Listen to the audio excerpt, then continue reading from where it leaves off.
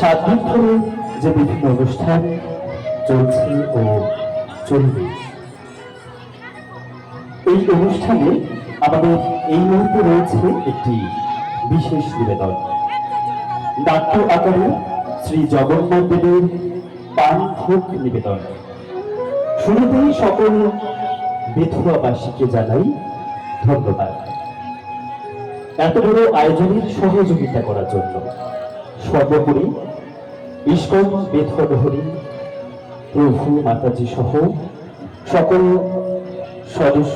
সদস্যকে আন্তরিক ধন্যবাদ ও কৃতজ্ঞতা জানিয়ে শুরু করছি নাট্য আকারে শ্রী জগন্নাথ দেবের পান ভোগ নিবেদন।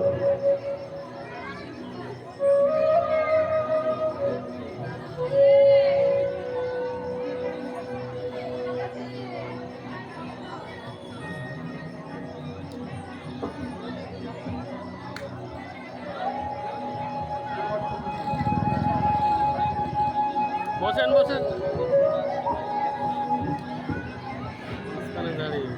পুরীর জগন্নাথ মন্দির ভগবান জগন্নাথ, দাদা বলভদ্র ও বোন সুভদ্রাকে সমর্পিত করে একটি পবিত্র মন্দির রয়েছে। ভগবান শ্রীকৃষ্ণের অনেক মধুর লীলা আছে, সে সম্পর্কে আমরা সকলেই অবগত। প্রভু শ্রী জগন্নাথ দেবের এক মধুর লীলা করেন।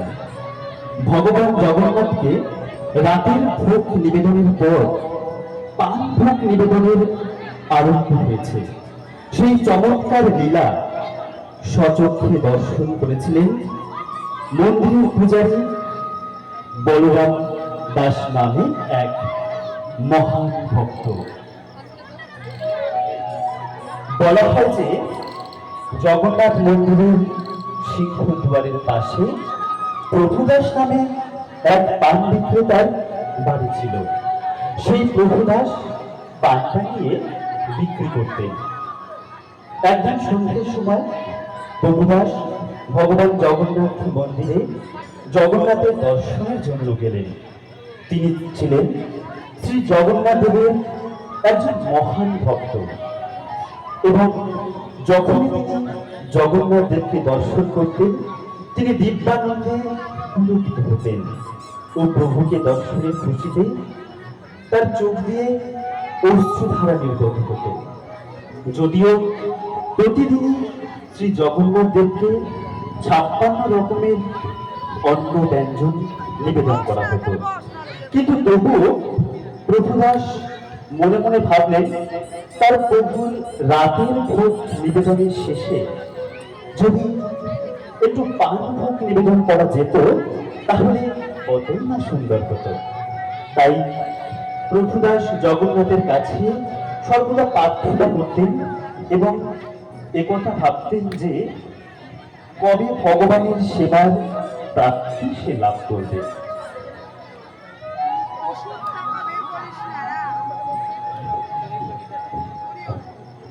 এইভাবে প্রতিদিন তিনি মনে মনে প্রভু জগন্নাথকে পান ভোগ নিবেদনের কথা ভাবতেন। এইভাবে দিনের পর দিন যেতে থাকলো। এক রাতে প্রভুদাস যখন ঘুমানোর প্রস্তুতি নিচ্ছিলেন তখনই দুজন সুদর্শন বালককে তার বাড়ির দিকে আসতে দেখলেন, যাদের কোঁকড়ানো চুল, কানে কুণ্ডল, অস্ত্র অতি উজ্জ্বল বর্ণের ছিল। তাদের এতটাই সরল রূপ ছিল যে কেউ তাদের দেখে মন্ত্রমুগ্ধ হয়ে যেত। বালক দুজন তাদের কাছে এসে পান সেবন করবে বলে আর্জি জানালো। আমরা আপনার কাছে পান সেবনের ইচ্ছা প্রকাশ করছি। আপনি কি আমাদের পান সেবন করাবেন? হ্যাঁ, অবশ্যই, ভেতরে আসো। এইভাবে বেশ কিছুদিন ধরে পান সেবন করালেন প্রভুদাস।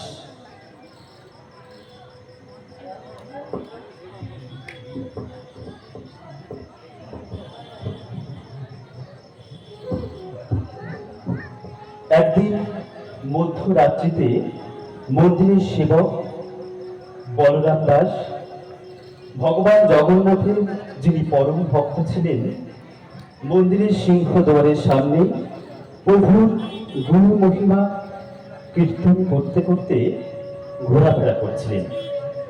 মন্দিরের দরজা বন্ধ করে সেবকগণ গৃহে চলে গিয়েছিলেন। সেই মধ্যরাত্রিতে বলরাম দাস লক্ষ্য করল দুজন সুদর্শন বালককে।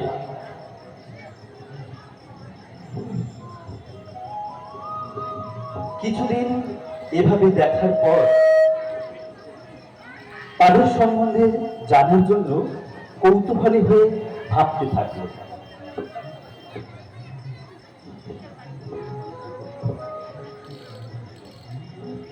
প্রভুদাসের বাড়ির দিকে বালকদের যেতে দেখে বালকদের পিছু নিলেন এবং বালক দুজনকে প্রভুদাসের কুঠুরিতে যেতে দেখলেন।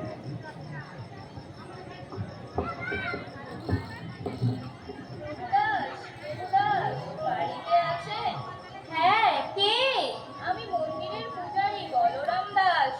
হ্যাঁ, ভেতরে আসুন। আমি লক্ষ্য করেছি যে বেশ কিছুদিন ধরে দুটি বালক যারা তোমার কাছে আসে এবং পান সেবন করে ফিরে যায়। আমি দেখেছি মন্দিরের সিংহদ্বার থেকে দুটি অত্যন্ত সুদর্শন বালক বেরিয়ে এলো। দেখলাম তাদের পরনে ছিল শুভ্র বস্ত্র, কেশরাশি খুবই সুন্দর, মসৃণ ও প্রভাময় এবং তাদের দেহে শোভা পাচ্ছিল যোগ্য পবিত্র। দেখলাম মন্দিরের সিংহদ্বার থেকে বেরিয়ে এলো এবং তাদের পান চর্বণ করছিল। তাদের অর্ধরষ্ট ছিল আরক্তি। প্রভুদাস, তুমি কি তাদের চেনো? তারা কারা? তারা কি তোমার পানের মূল্য দিচ্ছে? আমি জানি না তারা কারা, কিন্তু তারা যখন আমার কাছে আসে এবং পান সেবনের ইচ্ছা প্রকাশ করে তখন আমি তাদের প্রতি খুব আকৃষ্ট হই। কেননা তারা উভয়েই এত সুন্দর দেখতে যে আমি তাদের থেকে মূল্য চাইতেই পারি না, আর তারাও কিছুই দেয় না। আমি তাদের দর্শন করে এত সুখ পাই যে আমি তাদের থেকে পানের মূল্য নিতে ভুলেই যাই। কেন জানি না, তাদের সেই মিষ্টি মধুর রূপের মধ্যে এমন কি আছে যে তাদের দেখার পর আমি আমার দৃষ্টি কোনোভাবে সরাতেই পারি না। তাদের মনোমুগ্ধকর রূপ দেখে আমি আমি নিজেকে কেমন হারিয়ে ফেলি। তারা প্রতিদিন আমার কাছে আসে এবং পান সেবন করে। আমি পানের মূল্য চাইবার আগে তারা সেই স্থান ত্যাগ করে কোথাও যে চলে যায় সে ব্যাপারে বুঝেই উঠতে পারি না। প্রভুদাস, তুমি কতই না সরল। তোমার জানা উচিত তুমি ব্যবসা করছো। তুমি যদি তাদের কাছ থেকে পানের মূল্য না নাও তাহলে কেমন করে চলবে? আজ থেকে তুমি অবশ্যই পানের মূল্য চাইবে। আপনি তো ঠিকই বলেছেন। আমি তো এ বিষয়ে কখনো চিন্তাই করিনি। এখন আমি কি করব? আপনি আমায় কৃপা করে বলুন। কি আর করবে? আগামীকাল যখন ওই দুই বালক আবার পান সেবন করতে আসবে তখন তাদের কাছ থেকে পানের মূল্য চাইবে। আর যদি তারা পানের মূল্য না দেয় তাহলে তাদের বলবে তাদের চাদর দুটি তোমার কাছে বন্ধক রূপে রেখে দিতে। আপনার এই উপদেশ আমি গ্রহণ করলাম।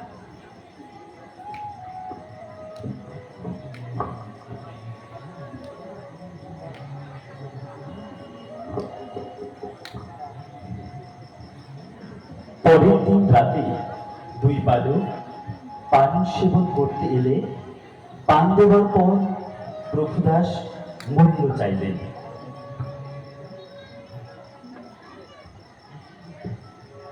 তোমরা এতদিন ধরে আমার কাছ থেকে পান সেবন করছো আর আমি তোমাদের থেকে মূল্য চাইতেই ভুলে যাই। আজ তোমাদের পানের মূল্য দিতেই হবে। আমি অনেক দিন ধরে তোমাদের বিনামূল্যে পান সেবন করাচ্ছি, কিন্তু আমরা তো কোনো অর্থই আনিনি। এতদিন ধরে আমরা পান সেবন করছি, আর তুমি তো আমাদের থেকে কোনো মূল্য চাওনি। আমরা আমরা কি করে জানবো যে আজ তুমি আমাদের থেকে মূল্য চাইবে? সুতরাং আজ আমাদের ক্ষমা করুন।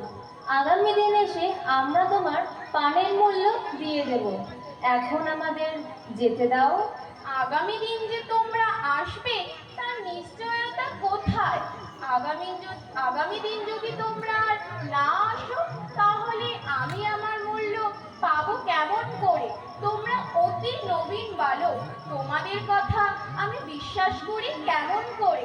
তাই তোমাদের ওই চাদর দুটি আমার কাছে বন্ধক রূপে রেখে যাও। যখন তোমরা পানের মূল্য দেবে, তখন আমি তোমাদের চাদর ফিরিয়ে দেব।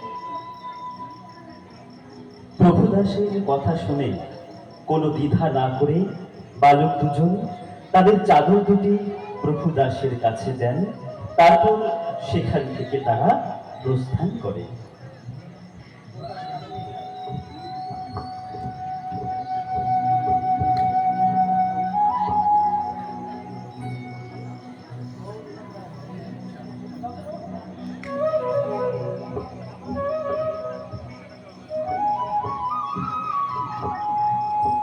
পরের দিন সকালে পূজারীরা মঙ্গল আরতির জন্য শ্রীক্ষেত্র মন্দিরের দরজা খোলা হলে পূজারী চমকে উঠলেন আর বললেন,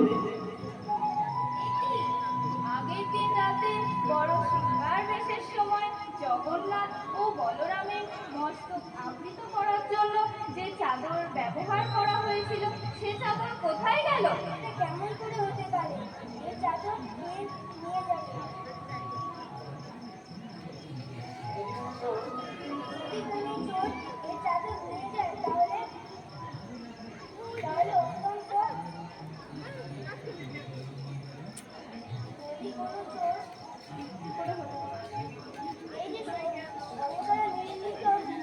স্বর্ণদ্বারা নির্মিত মূল্যবান গহনার আভরণ তারা কেন চুরি করলো না? কেন সেই মূল্যবান মূল্যরত্ন ফেলে এই চাদর দুটি নিয়ে গেল? এ নিশ্চয়ই কোনো চোর চুরি করেনি। এটি অত্যন্ত আশ্চর্যজনক ঘটনা।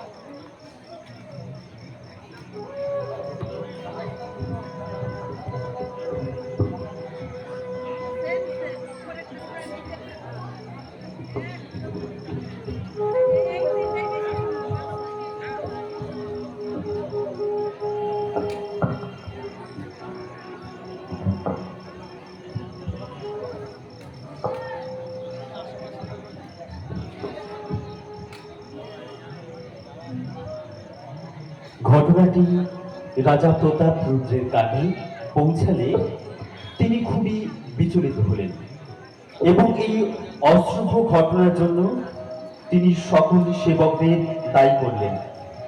প্রভুর সেবার অবহেলার জন্য এবং মন্দিরের সকল সেবকদের শাস্তির জন্য আদেশ করলেন। যাও।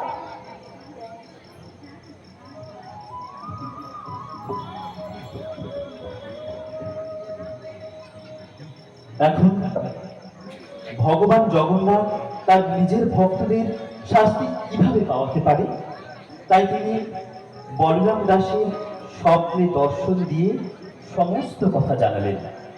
বলরাম দাস সকালে ঘুম থেকে উঠে দ্রুত রাজা প্রতাপ রুদ্রের কাছে উপস্থিত হলেন আর বললেন, মহারাজ, এই ঘটনার জন্য সেবকগণ আদেও দায়ী নয়, তাদের কোনো দোষ নেই। কৃপা করে প্রতিবার ভোগ নিবেদনের পর রাতে পানের ভোগ নিবেদনের অনুমতি প্রদান করুন। প্রভুদাসের সম্পর্কে শ্রবণ করে অত্যন্ত বিস্মিত ও আনন্দিত হলেন এবং বলরাম দাসকে আদেশ করলেন। বলরাম দাস, আপনি আজ থেকে ভগবানের রাতের ভোগের পর পান ভোগ নিবেদনের প্রথা শুরু করুন। আর আজ থেকে আপনি ভগবানের জগন্নাথের রাতের ভোগের পর পান ভোগ নিবেদন করতেই হবে। আর প্রভুদাসের বাড়ি আমি নিজে যাব। আপনার আদেশ মতো ভগবানের সেবা দেব।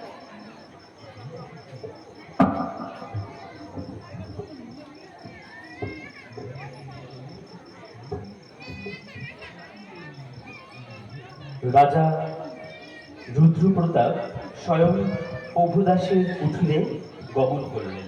প্রভুদাস, প্রভুদাস, আপনি প্রণাম নেবে, ভেতরে আসুন। প্রভুদাস, আপনার এই ভক্তিতে প্রভু স্বয়ং মন্দির ত্যাগ করে আপনার কাছে পান সেবন করতে এসেছে। আপনি বড়ই ভাগ্যবান, ভক্তি পরায়ণ। আপনি বড়ই পুণ্যকর্ম করে এসেছেন। আপনি আজ থেকে ভগবান জগন্নাথের জন্য নিজে হাতে পান ভোগ সাজিয়ে দেবেন। মহারাজ, আমি তো বিশ্বাসই করতে পারছি না যে স্বয়ং বলভদ্র জগন্নাথ আমাকে দর্শন দিয়েছেন। আমার এতদিনের প্রার্থনা ভগবান জগন্নাথ শুনেছেন।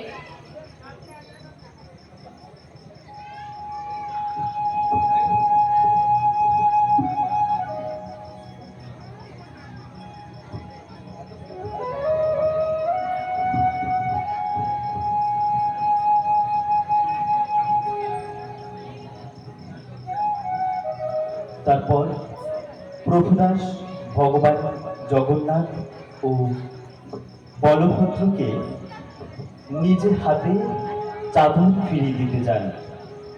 রাজার আদেশ মতো তখন থেকে এখনো পর্যন্ত ভগবান জগন্নাথের মন্দিরে রাতের ভোগ নিবেদনের পর পান ভোগ নিবেদনের প্রথা শুরু হলো।